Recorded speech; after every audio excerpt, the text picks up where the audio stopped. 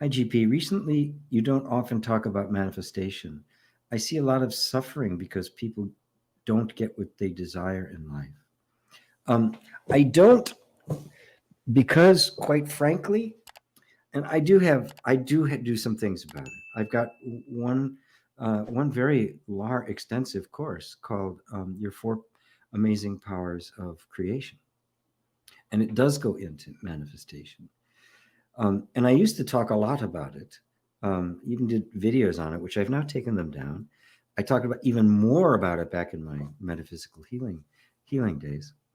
Um, but I found then, and I found again, is that it actually has created more suffering than than lessened it. Because the problem is that when somebody gets the idea that they can manifest a certain life, all of their attention goes into the life they want to manifest, and they stop looking at themselves, if they ever did.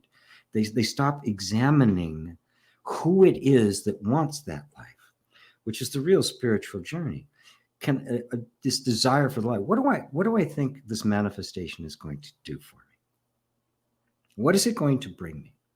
And you have to recognize that the suffering that happens when people don't get what they want in life, the assumption is I am suffering because I didn't get it.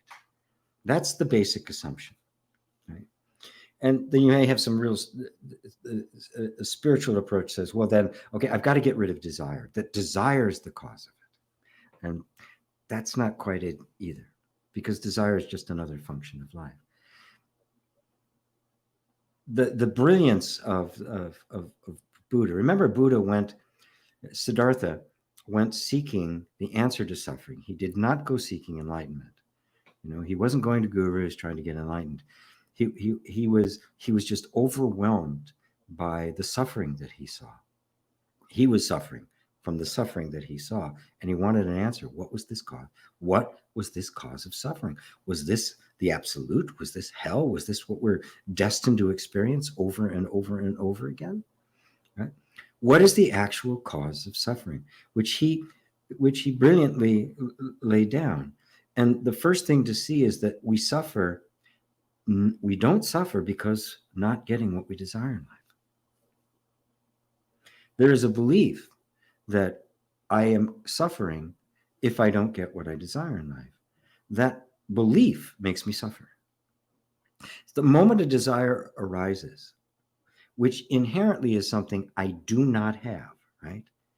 So it starts, well, let's put it this way first. A desire arises. When a desire arises, it has no energy in and of itself. It has its own destiny, it has its own purpose, it has its own life, right? It's just something that appears in the whole energy system. Like growing hair, digesting food, growing fingernails and the like. It's just part of nature. Desires appear, don't they? Now, when a desire appears, it's always appearing within an environment. Now, this environment is the realm in which we live. And it's like I was saying before, we don't perceive the world as it is. We only walk in our concept of the world. So when a desire arises, it arises within this context, within the context of our view of the world, of how we think things are. Now, if I am living with a silent or a conscious, a very visceral sense of lack, when that desire arises, I'm going to immediately feel the sense of lack, because the desire is for something. The very fact that desire is there, it's got a fulfillment that isn't here, right? That's the nature of that feeling, that cycle. And so something inside now receives that desire and says, this will be what I need to satisfy this sense of lack, which was there before the desire rose, by the way, right? It may have been silent and been triggered by the arising of the desire, right? So notice that what I'm trying to point out here is that the desire and the feeling of lack are not the same. And a desire could arise in a different environment, and there's no feeling of lack whatsoever. It would just be, oh, look, that's nice. And that happens a lot, right? You may have a desire, on little desires, right? like a glass of water and no desire and no water is present. Do you say, oh, I gotta have a glass of water, right? You just put it off till later. It's no big deal. It does not create a sense of lack, right? It doesn't trigger a sense of lack. So it's important to see that sense of lack, of needing something, and the desire which that lack attaches to are not the same. The desire does not cause suffering. When the sense of lack attaches itself to the desire, suffering happens. Because I now don't have something. It belongs to something out there, and now I have to get it. And now I'm on the journey, right? I am now, depending on how strong that desire is, it can take over the energy of lack that needs it, right, can take over, and all my attention is focused on it, everything I possibly can. All the effort I do, the things I learn, the skills I learn, the manifestation, visualization, all the techniques, all to try to get this, which is what? I'm trying to get a sense of relief from the feeling of lack. Now, as anyone can testify, a lot of the time, maybe most of the time, we don't get that. It doesn't happen. And after a while, you let go of it. You have to. The intensity is too much. And then another one comes up and takes the place, and they say, oh, it must be this. Oh, I had it wrong. That wasn't really what I wanted, something else, right? And there's all sorts of justification because we never look at the actual feeling of lack to see where is that coming from. Well, that's what Buddha did. He looked to where is this actually coming from. Now, the other thing that happens is we get it. And when we get it, of course, what happens? Our belief that this is going to bring me happiness or fulfillment or whatever it is fulfilled. In that moment, that the sense of lack is quenched. I don't have that anymore. And when that is gone, you feel the happiness that's been there the whole time, but was blocked. It was obscured by the sense of lack.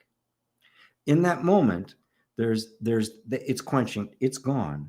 And then we ignorantly attach that sense of happiness to the getting of the thing. And this is the cycle. Because what happens? After a while, it could be a very short while, it can be a matter of minutes, seconds, it can be months, even years. It's like that car you love so much, now it just looks old, right? The partner you love so much, now they just look old. Now they're just not interesting anymore, right?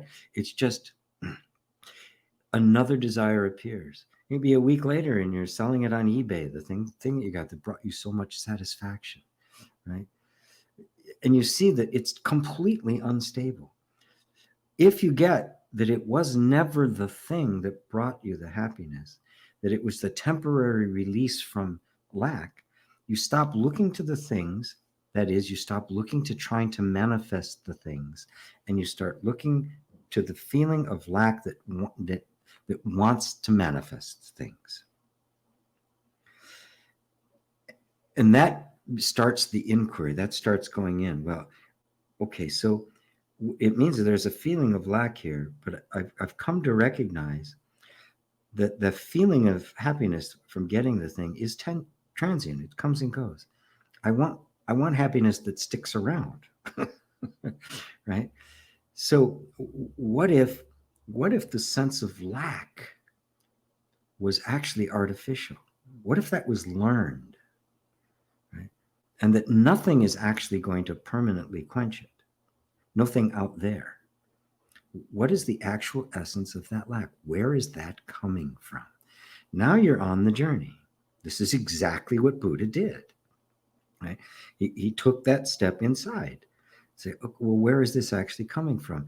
And little by little, he began to dismantle that personal sense of self, the self that felt lack. The feeling of lack itself arose, and something else arose to say, I am lacking. He started looking at that I even more deeply than the feeling of lack and trying to get rid of it. What was it that grabbed onto that? And even said, if somebody gives you a gift, but you don't take it, where does it go? if a feeling arises, but you don't grab onto it, nothing arises to say, I'm lacking, I'm afraid, I'm concerned, I'm suffering. If there's no I there to do that, if it's just seen as a vibration arising, how long can it last? And that's why I don't teach manifestation anymore. In the course that I do, Four Amazing Powers of Creation, I I I outline the entire process and how it works, and how just trying to change your refocus your attention, change your beliefs, even try to change your identity will only create more of the same. It's just more karma. You have to go back to the most primary of all, which I call discrimination, that sense of truth that can discern what is true and what is not, that dismantles even the identity that wants to manifest something, because that sense of identity is inherently lacking. That's where the discontent is. It's identification as the personal self that inevitably gives rise to that sense of dissatisfaction, which is felt as lack and fear, and from there everything, all the reaching outward to try to get something to satisfy that, completely ignorant that the cause is the sense of a personal self, and that it inherently is unstable and discontent. When you dismantle that, you find the happiness that is forever. And then manifestation happens from there, but there's nobody manifesting. It's not a conscious attempt. You're not trying to get anything. You find that the entire universe is nothing but the manifestation of the self. But it is a creation that is not an act of will. It is the spontaneous happening. It's God playing jazz. It just happens.